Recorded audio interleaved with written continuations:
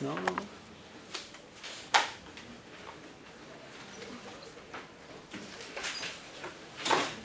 Vou fazer de exemplo uma questão aqui de prisma. Então cuidado, hein? Toda questão que tem um triângulo desenhado é uma questão essencialmente de prisma. Às vezes é uma questão só de refração ou de reflexão total, certo? Agora, uma questão que é prisma para valer é essa aqui na página 10, o exercício 1109. Deu lá um prisma bem bonitinho, ângulo de abertura 60 graus, fez a reta normal, ângulo de incidência na primeira face 60 graus. Um prisma de vidro, cujo índice de refração absoluto para a luz monocromática amarela é raiz de 3. N do prisma, raiz de 3. Possui ângulo de refringência 60 graus e está imerso no ar. N do ar? Beleza. Cujo índice de refração absoluto para a luz para referir a luz é 1. Um raio de luz monocromática amarela incide numa das faces do prisma sob um ângulo de 60 graus, conforme mostra a figura. Calcule o ângulo de emergência do referido raio de luz na outra face do prisma em graus e marque a alternativa correta. Pô, cara, se tu for analisar pra valer, cara, tu vai perceber que não precisava ter estudado nada de prisma para matar essa questão. É só fazer a refração na entrada, usar o teu bom senso sobre triângulos e continuar. Então eu vou resolver sem usar as equações, mais uma vez, como eu já fiz em outras matérias, para te mostrar que tu não precisa de fato dessa ladainha toda. Dá para calcular o R1, gente? Dá, porque N de chegada, que é o N do ar, vezes o seno de chegada, que é 60 graus, é igual ao N do prisma, vezes o seno de saída. N do ar, 1. Seno de 60, raiz de 3 sobre 2. N do prisma, raiz de 3. Seno de R, eu vou calcular. Corta a raiz de 3 com raiz de 3. Para o seno de R dar 1 sobre 2 é porque o R vale 30 graus. Ô, professor, isso a gente já fez, né? Quilos de vezes a gente já fez essa conta em si, né? Porque é muito repetitiva a história toda. Mas o... Eu não entendi ali. Qual parte? Do desenho. Cadê ele não ficou um desvio mínimo?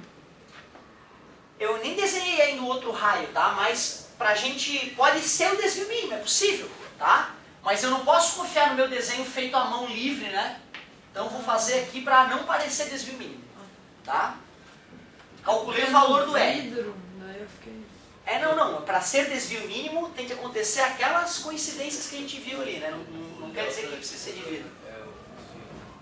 Como é que é? Isso aqui é o desvio total. Galera, calculei aquele ângulo ali que é 30 graus. Dá para determinar qual é o novo ângulo de incidência aqui?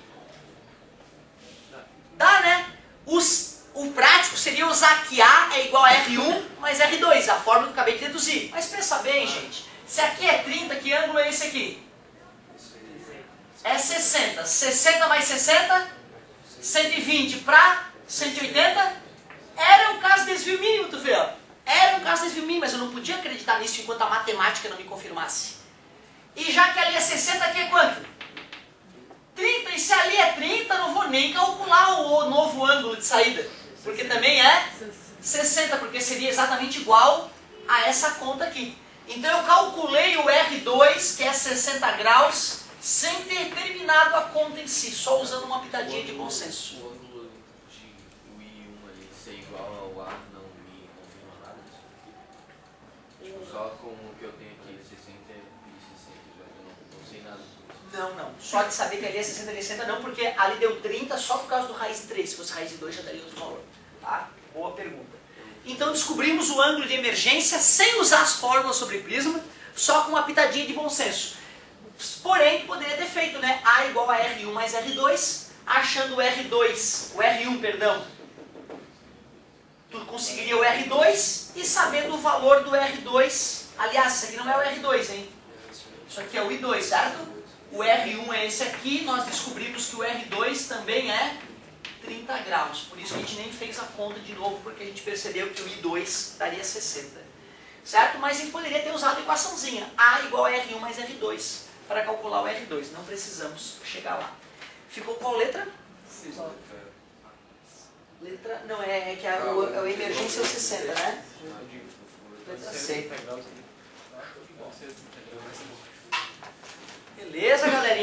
fiz o exemplo de prisma. Não importa o material que é o meu prisma. Importa, tanto que eu usei na equação o raiz de 3, que foi o ângulo do Eu prisma. não entendi. Por exemplo, que o vidro não podia ser desvio mínimo. Pode, em nenhum momento eu falei. Né? Pode acontecer o desvio mínimo em qualquer tipo de prisma na prática. Certo? O importante é ver se geometricamente ocorreu do I1 ser igual ao I2, ou seja, o ângulo de entrada igual ao ângulo de saída, ou ver que os ângulos na parte interna são iguais, o R1 igual ao R2. Né? E foi o que a gente percebeu, que o R1 era igual ao R2. Aliás, só de ver que o triângulo de cima era um triângulo equilátero, né?